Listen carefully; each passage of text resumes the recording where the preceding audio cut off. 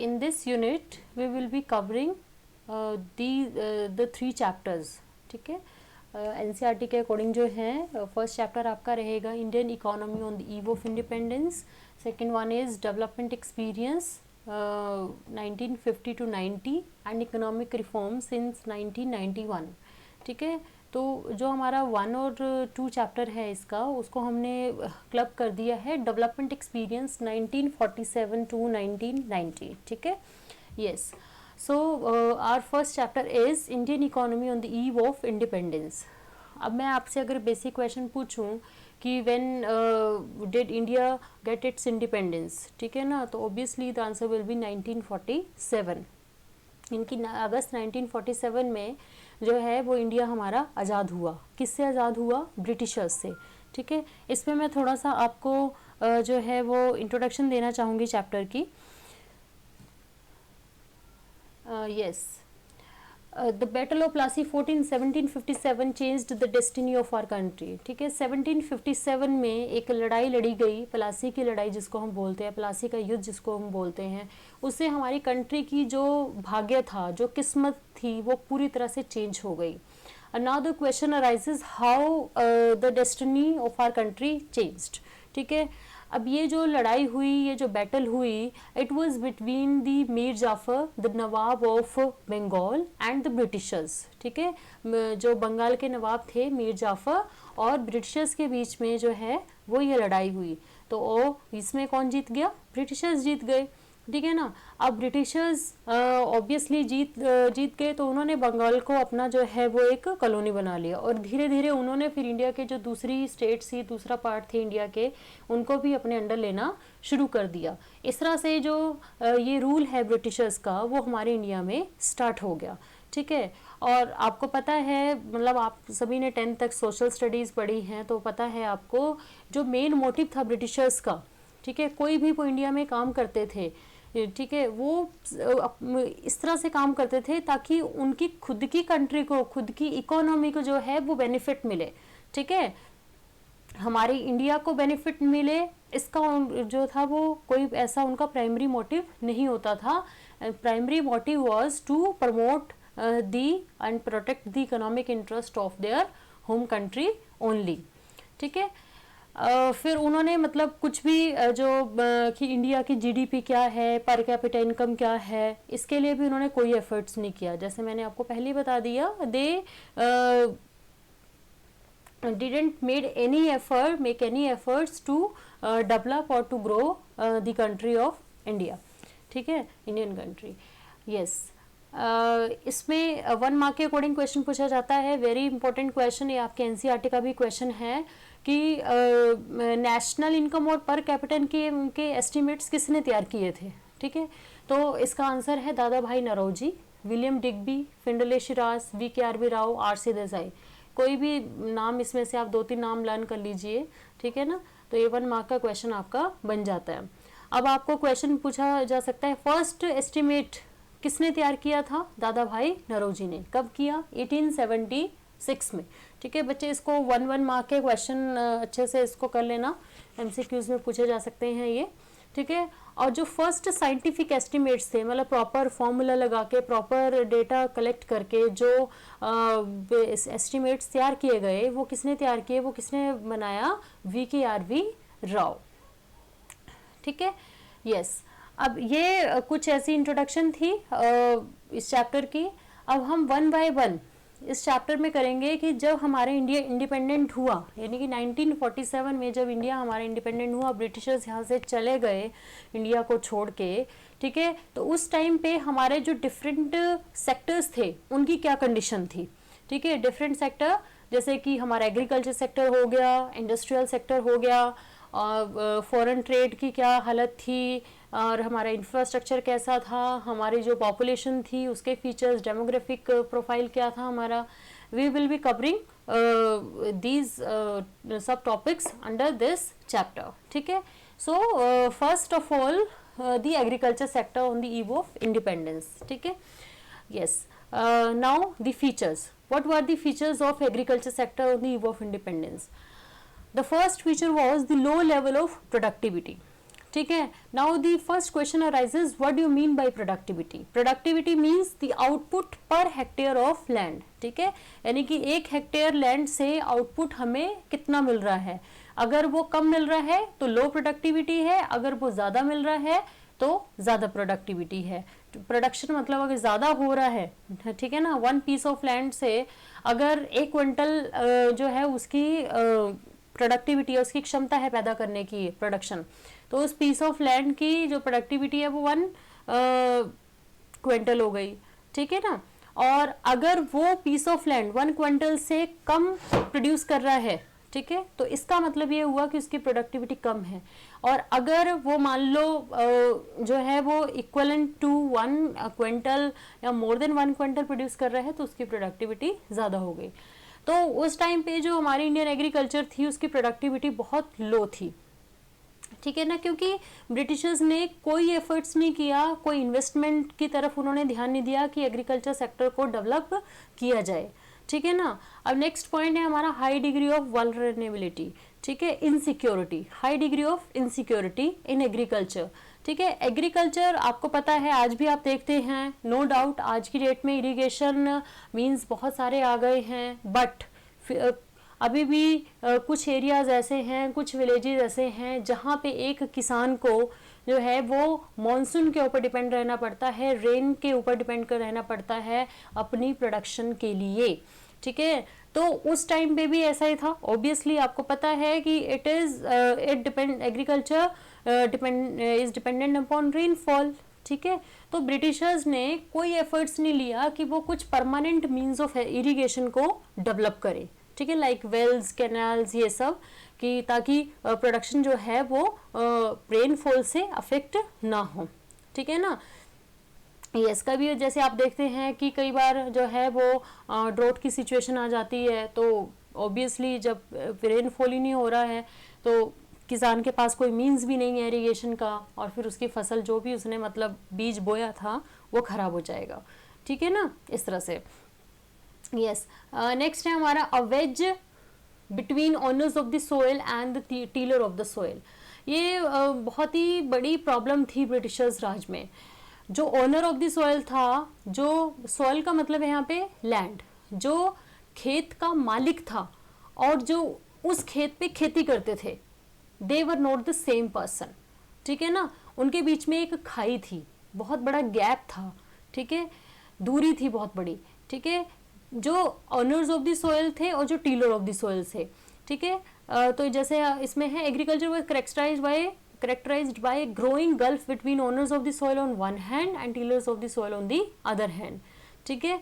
जो ओनर्स होते थे, जो मालिक होते थे खेतों के, पीस ऑफ लैंड के, बहुत ही रेयर होता था, या कहें कि बहुत जीरो के बराबर ऐसा होता था कि वही एक्चुअल टीलर्स ऑफ द सॉइल हैं, ठीक है ना। बच्चे देखो, आपको यहाँ से कुछ अंदाजा लग रहा होगा कि हमारी एग्रीकल्चर सेक्टर उस टाइम पे किस सिचुएशन में थी। अब आप खुद सोचिए कि जिस चीज़ के आप ओनर ही नहीं हैं, ठीक है ना, वहाँ पे आप थोड़ा काम करने में हेजिटेट करेंगे, यानी कि आप काम कर रहे हो पर लेकिन आप कुछ और अच्छा करने के बारे में कम सोचेंगे, ठीक है ना। Yes, while the owner share the crops they seldom share the cost of production. जो एक्चुअल टीलर्स थे, ठीक है ना, वो जो भी खर्चा हो रहा है वो एक तरह से टीलर्स ऑफ द सॉइल के ऊपर डाल दिया जाता था, और जो ओनर्स थे, जो मालिक थे, वो क्रॉप्स को शेयर करते थे, ना कि वो जो उस पर खर्चा हो रहा है, बीज लग रहा है, इरिगेशन हो रहा है, जो भी खर्चा हो रहा है किसी भी तरह का, ठीक है, उसको वो शेयर नहीं करते थे। तो इस तरह से उनके बीच में, ओनर ऑफ द सॉइल और टीलर ऑफ द सॉइल के बीच में एक गैप था, ठीक है ना। नेक्स्ट, ये आपका एनसीईआरटी क्वेश्चन है, 3 मार्क्स के अकॉर्डिंग जनरली पूछा जाता है। Factors causing backwardness and stagnation of Indian agriculture on the eve of independence, ठीक है। बैकवर्डनेस पिछड़ापन, स्टैग्नेशन यानी कि रुकना, ठीक है, ग्रोथ का रुकना। तो हमारी जो इंडियन एग्रीकल्चर थी उस टाइम पे उसके जो स्टैग्नेशन था, ठीक है ना, स्टैग्नेंट थी वो, और बैकवर्ड थी वो। क्यों थी? क्या ऐसे रीजन थे कि हमारी एग्रीकल्चर सेक्टर डेवलप नहीं हो पाया during the British rule? The first reason was very important one, the land revenue system under the British Raj। जो हमारे जो ब्रिटिशर्स यहाँ पे थे उनके अंडर में जो लैंड रेवेन्यू सिस्टम था वो जमींदारी काइंड ऑफ सिस्टम था, ठीक है ना। जो वर्क करता था ये, वो एक यूनिक काइंड ऑफ ट्रायंगल था। जो लैंड रेवेन्यू सिस्टम था वो यूनिक काइंड ऑफ ट्रायंगल था, किसके बीच में, गवर्नमेंट यानी कि ब्रिटिशर्स, ठीक है, owner of the soil and tiller of the soil के बीच में, ठीक है ना। तो जो कनेक्शन होता था ब्रिटिशर्स का वो ओनर ऑफ द सॉइल के साथ होता था, टीलर ऑफ द सॉइल के साथ नहीं होता था, ठीक है ना। और जो टीलर ऑफ द सॉइल थे, मतलब ये जो ओनर्स ऑफ द सॉइल थे, वो रेवेन्यू कलेक्ट करते थे, ठीक है ना, जिसको हम जमींदार बोलते थे। इसी को ही बोला गया जमींदारी सिस्टम। ये आपने एसएसटी में पढ़ा है, डेफिनेटली पढ़ा होगा, ठीक है। तो ब्रिटिशर्स गवर्नमेंट के साथ जो है वो डायरेक्ट रिलेशनशिप किसका था, ओनर्स ऑफ द सॉइल का, ठीक है ना।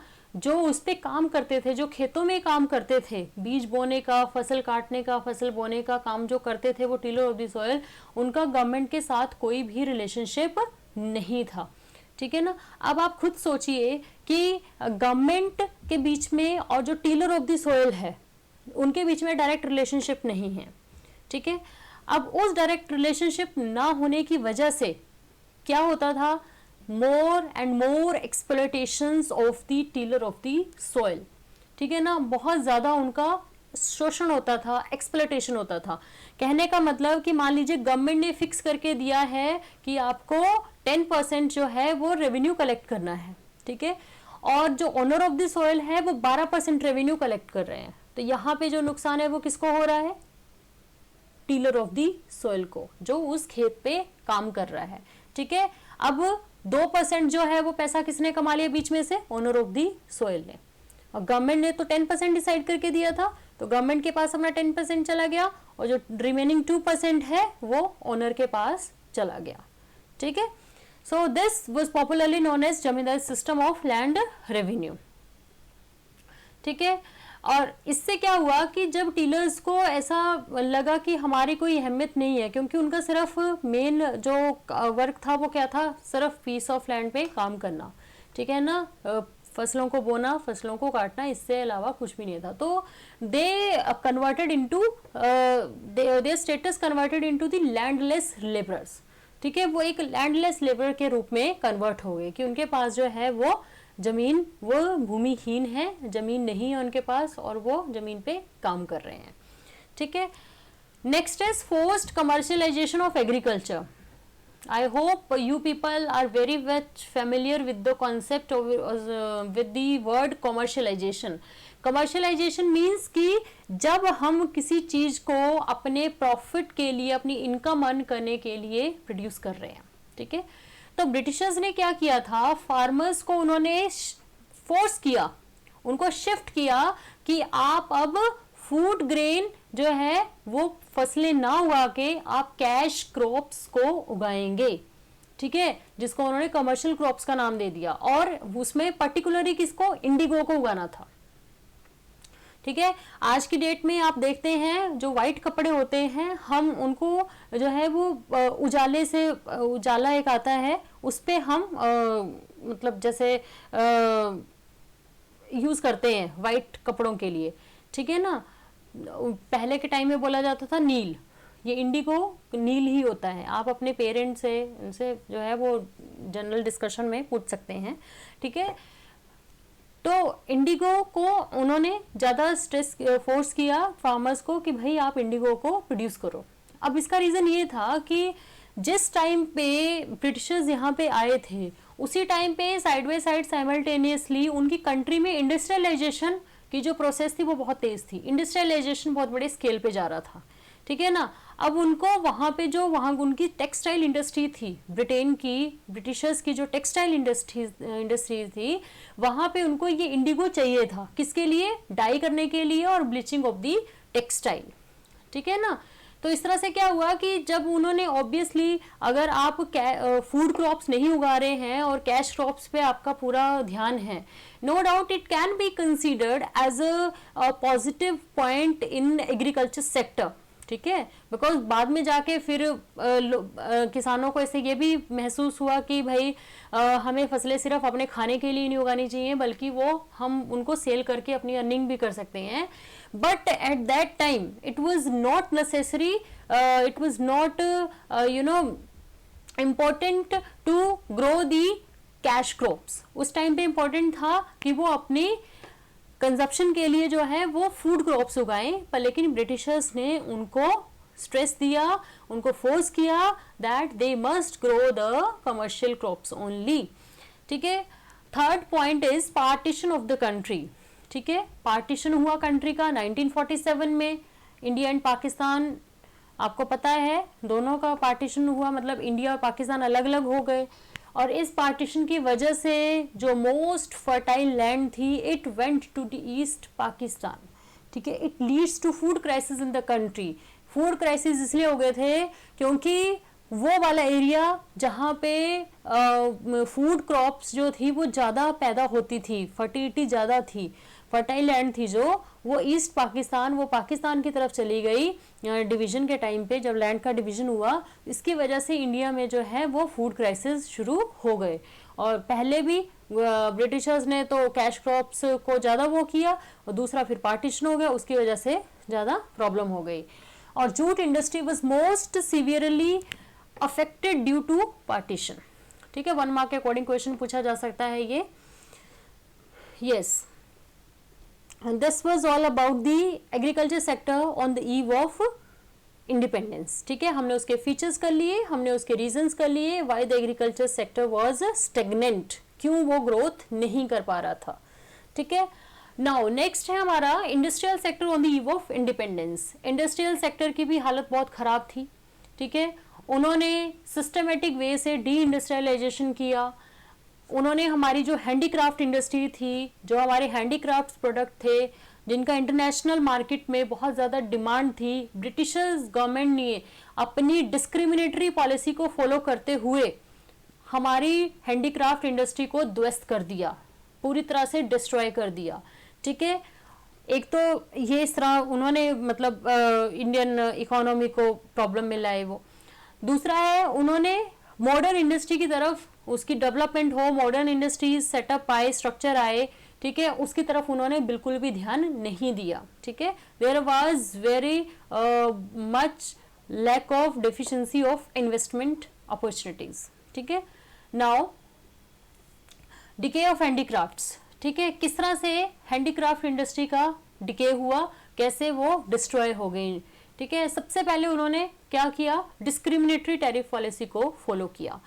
Now what is discriminatory tariff policy. सबसे पहले आपको इसका मतलब पता होना चाहिए. इसका मतलब ये था कि इंडिया में रॉ मटेरियल ब्रिटिशर्स को जो है वो इजीली अवेलेबल हो जा रहा था. अभी जैसे मैंने पहले आपको बताया कि ब्रिटिशर्स ब्रिटिश में, ब्रिटेन में इंडस्ट्रियल रेवोल्यूशन अपने जोर पे था.